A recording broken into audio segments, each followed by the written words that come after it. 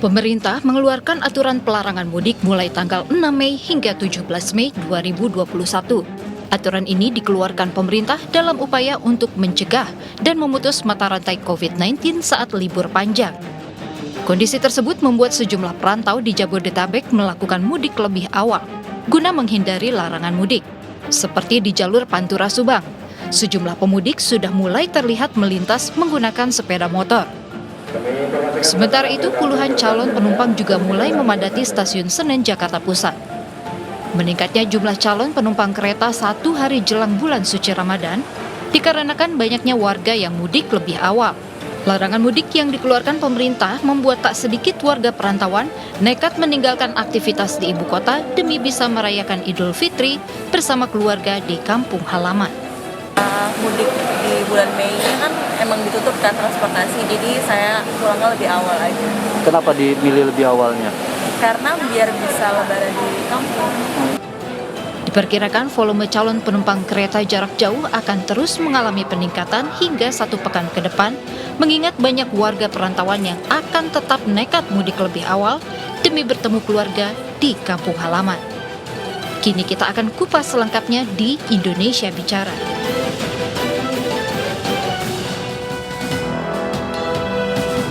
Melakukan law enforcement secara tegas, tetapi ada unsur-unsur humanis yang harus dipikirkan.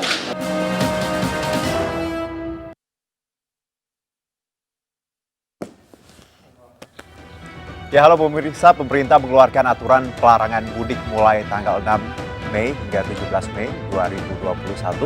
Dan aturan ini dikeluarkan pemerintah dalam upaya untuk mencegah dan memutus mata rantai COVID-19 saat libur panjang. Kondisi tersebut membuat sejumlah perantau di Jabodetabek melakukan mudik lebih awal guna menghindari larangan mudik.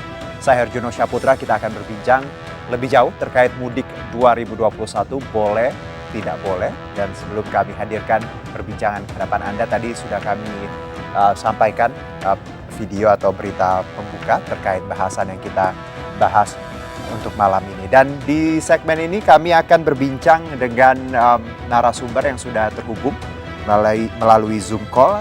Ada Mas Satrio ini. Assalamualaikum Mas Satrio. Waalaikumsalam. Apa kabar Mas Satrio?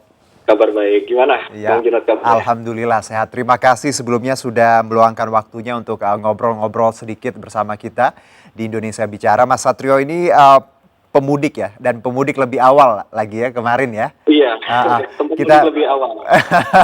Kita tahu ada larangan mudik 6 sampai 17 Mei. Kalau Mas Satrio sendiri ada kisah apa nih kok kemarin ini di Kalimantan ya? Base-nya di Kalimantan. Di mananya Mas? Pemangkat, Kabupaten Samba. Oke, jadi agak jauh dari Pontianak ya? Iya, 5 jam kurang lebih. Oke. Nah, ini di Kalimantan bekerja seperti itu atau? Saya punya usaha. Baik. Usaha. Dan keluarga di Jakarta? Untuk keluarga saya sendiri, tapi kalau keluarga kecil saya bawa ke sini semua. Baik. Mas, kalau bicara mudik nih, kemarin sempat mudik lebih awal saya dengar nih ya. Alasannya Betul. kenapa? Pengalaman aja sih, kan tahun lalu awal-awal COVID-19 sudah ada larangan pemerintah tahun lalu ya. Ya.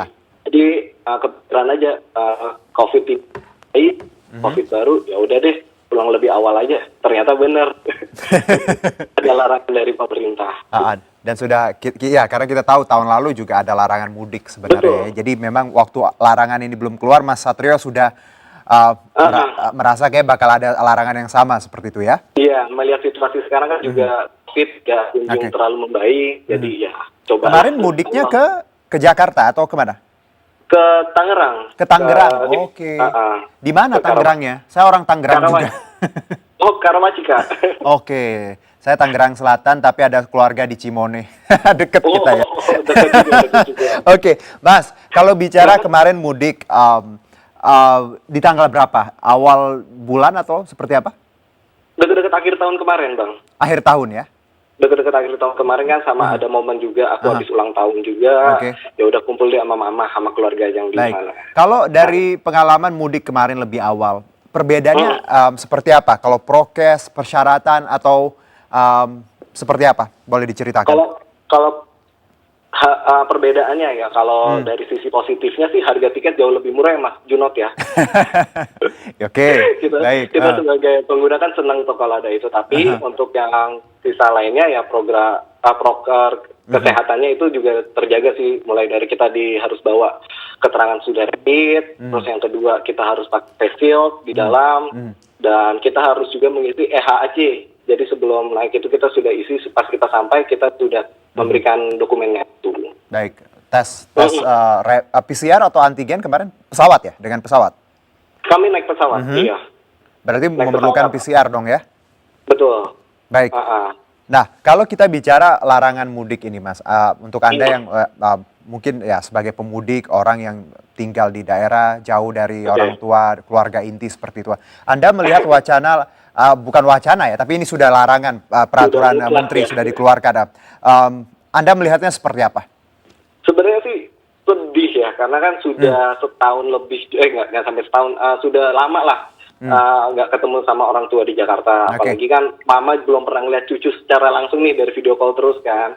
Jadi sebenarnya kan rencana emang tahun ini pengen mudik ke sana, tapi ya mau gimana, pemerintah sudah mengeluarkan larangan, dan apalagi kan takutnya kita ramai-ramai ke Jakarta atau ke itu malah bawa penyakit juga, kan nggak ada yang tahu di jalan kita kena apa. Ada bagus dan tidak bagusnya juga sih. Tapi kalau buat kita mikir sisi positifnya, buat jaga orang yang kita sayang sih nggak apa-apa, misalkan seperti itu sih Bang. Ya, karena kita tahu Mas, tradisi mudik kan ini tradisi yang memang ada erat sekali di tanah air ketika menjelang Idul Fitri, dan pergerakan manusia itu pasti akan masif jelang Idul Fitri, dan ini yang kita takutkan adalah bahwa pergerakan yang tidak terkontrol, prokes yang tidak diterapkan, ya nanti ada ledakan lagi, kasus yang lebih besar ya. Iya, itu aku setuju sih Bang, karena kan sempat juga tadinya mama yang mau ke sini untuk mau melihat cucunya juga, tapi kan ada larangan, dan memang aku sudah bicara sama mama, mending nggak usah deh, ngapain pas rame-rame kesininya, kan momen ketemu kan nggak harus cuma mudik aja sih. Jadi untuk itu mama juga mengerti juga sih. Ya, apalagi kita momen juga ya, Idul Fitri sangat spesial, tapi setelah itu juga kita ya masih punya banyak waktu seperti itu. Betul. Nah, lalu untuk Anda melihat bahwa Lebaran kan ya tidak akan bisa berkumpul seperti itu. Ada tools apa nih, atau apa yang Anda bisa lakukan? Ya, kita tahu mungkin WhatsApp call atau Zoom call keluarga besar. Sudah ada rencana seperti itu? Sejauh ini ya kayak Lebaran tahun lalu kan nggak bisa pulang ya, kita video call rame-rame sih. Jadi tiap habis sholat Id biasa memang video call, kan dari dulu sebenarnya salim tuh sama mama. Jadi kita salim online dulu lah. Salim online dulu. Jadi untuk memang tahun ini kita mau ada video call aja setelah habis sholat Id. Mas, kalau bicara ini kan menarik juga bahwa pemerintah memang melarang mudik ya 6-17 Mei, transportasi udara, laut semuanya akan dikurangi dengan beberapa pengecualian. Tapi yang lucu juga adalah tempat hiburan, tempat wisata dibuka. Itu dia. Anda melihatnya gimana nih sebagai masyarakat dan juga pemudik? Sebenarnya agak miris ya, miris dalam arti kita tuh mau mengurangi kumpulan orang-orang secara masif yang tadi seperti Abang bilang, tapi orang dikasih libur, nggak boleh kemana-mana ya, tempat wisata dibuka. Mereka kan bosan juga di rumah, pasti salah satu tujuan mereka ya berwisata sama keluarga. Jadi agak kontradiktif nih menurut aku Bang. Berbanding kebalik sih. Walaupun ya mungkin tadi itu, kenapa silakan? Kalau menurut aku ya, kalau mau ngurangin sekalian ya dipertegas sekalian sih, mending benar-benar hanya di rumah saja pada saat momen itu sih kalau menurut aku. Jangan setengah-setengah ya. Pendapat orang beda-beda. Karena walaupun yang dibuka ini tempat wisata lokal, jadi orang-orang yang di provinsi atau di daerah itu saja yang bisa berwisata, tapi tetap saja kan ada kerumunan. Memang kan wisata lokal Bang, tapi nggak bisa dipungkiri kalau Bang, banyak sekali kecolongan orang-orang dari luar bisa datang ke tempat-tempat lokal juga loh Bang. Betul, karena ada jalan-jalan yang mungkin luput ya. Tidak bisa terdeteksi Mas. Tapi ya kita tahu statement dari Polri sih, memang pemudik nanti jalan tikus juga bakal ada checkpoint sih Mas. Tapi ya kita kira-kira akan seperti apa nanti. Nah selanjutnya benar-benar ditegakkan dengan serius sih Bang, biar ya. Baik. Juga Bang di rumah aja kan. Oke, Mas Satrio, saya juga terhubung dengan Kombes Polisi Sambodo ini Dirlantas Polda Metro Jaya. Kira-kira seperti apa? Saya ngobrol sebentar dengan Pak Sambodo. Assalamualaikum. Waalaikumsalam. Ya, apa kabar Pak? Mas. Ya, Baik. sehat ya. Puasa gimana? Sehat. Lancar? Alhamdulillah. Lancar Pak, alhamdulillah. Baik, Pak, kita tahu bahwa pemerintah resmi menetapkan ini kan larangan mudik. Polda Metro Jaya, persiapannya seperti apa? Ya, larang mudik nanti tanggal 6 sampai dengan tanggal 17 Betul. Mei 2021. Berarti kurang lebih sekitar 3 minggu lagi ya. 2 minggu sampai 3 minggu lagi. Nah, tentu sudah ada persiapan-persiapan yang kita lakukan. Yang pertama, saat ini kita terus melakukan update, mapping titik-titik penyekatan mana yang nanti akan kita dirikan pos-pos pengamanan. Baik jalan tol, jalan arteri utama, termasuk juga jalan tikus, termasuk juga CB-nya seperti apa, diputar balikan kemana, apakah dikembalikan dan sebagainya. Tentu ini masih kita update terus, kita survei terus, sehingga nanti menjelang tanggal 6 nanti kita sudah punya titik dan cara bertindak yang sudah fix, disesuaikan dengan perkembangan kondisi. Baik, Pak Sambodo, silakan. Ya, silakan. Ya, yang kedua, kita saat ini kan sedang dalam dalam masa Operasi Keselamatan Jaya 2021.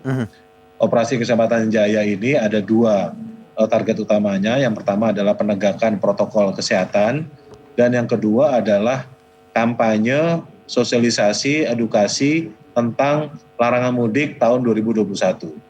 Nah, ini yang akan terus kita gencarkan kepada masyarakat, sehingga kemudian masyarakat bisa paham kenapa kemudian ada larangan untuk mudik tersebut, karena memang paling tidak sejarah membuktikan bahwa setiap selesai terjadi libur panjang itu pasti terjadi lonjakan COVID-19. Ya, itu yang kita takutkan, karena tahun lalu pun ketika mudik dilarang, tetap saja ada libur lebaran dan lonjakan kasus juga tinggi di 2020. Nah, kalau bicara checkpoint nih Pak Sambodo, kalau tadi saya ngobrol dengan Mas Satrio yang kebetulan sudah mudik terlebih dahulu di awal-awal tahun, kalau kita melihat bahwa ada kemungkinan para pemudik mungkin akan nakal lewat jalan-jalan tikus seperti itu. Bagaimana kepolisian mengatur ini checkpoint di jalan-jalan yang bukan jalan utama?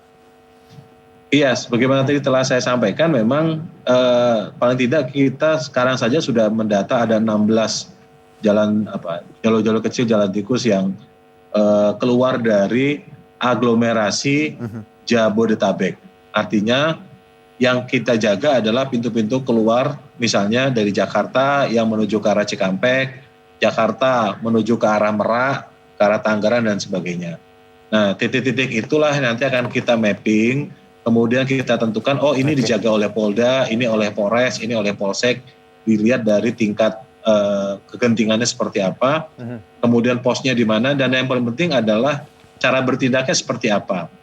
Karena di dalam surat edaran nomor 13 tahun 2021 itu memang 100% perjalanan mudik dilarang. Tapi ada perjalanan non mudik yang masih diperbolehkan. Contoh misalnya angkutan logistik atau barang itu masih diperbolehkan. Yang kedua perjalanan dinas. Yang ketiga ada perjalanan untuk mengantar orang sakit, ada orang kemalangan, orang yang akan melahirkan, tentu dengan persyaratan-persyaratan yang telah disebutkan di dalam aturan tersebut. Baik, jadi memang ada pengecualian yang tadi kita sosialisasinya terus harus gencar biar masyarakat makin tahu Pak Sambodo ya mana yang boleh dan mana yang tidak. Tapi yang jelas mudik antar provinsi luar kota itu dilarang di 6 hingga 17 Mei. Nanti kita sambung lagi ke Pak Sambodo, tapi saya ke Mas Satrio. Pertanyaan terakhir nih sebelum kita tutup segmen ini karena Mas Satrio akan melanjutkan aktivitasnya. Mas Satrio, Anda sebagai masyarakat dan juga pemudik, apa yang ingin Anda sampaikan untuk penegak hukum Polri, pemerintah dan juga para pemegang tadi kebijakan terkait larangan mudik ini?